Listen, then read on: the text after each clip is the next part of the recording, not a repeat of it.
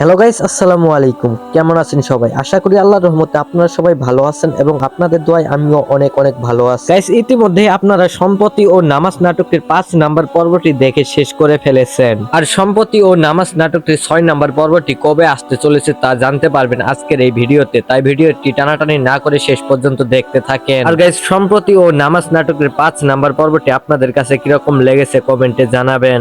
Guys, সম্পত্তি ও নামাজ নাটকটির 6 নাম্বার পর্বটির মধ্যে কি কি হতে চলেছে তা নিয়ে একটু আমরা বিস্তারিত কথা বলে আসি, চলুন। তার আগে বন্ধুরা, এখন পর্যন্ত যারা ভিডিওতে লাইক এবং চ্যানেলটি সাবস্ক্রাইব করেননি, প্লিজ সাবস্ক্রাইব করে দেন, কারণ বন্ধুরা আপনারা আমার এই চ্যানেলের মধ্যেই পাবেন নতুন নতুন নাটকের নতুন নতুন নিউজ।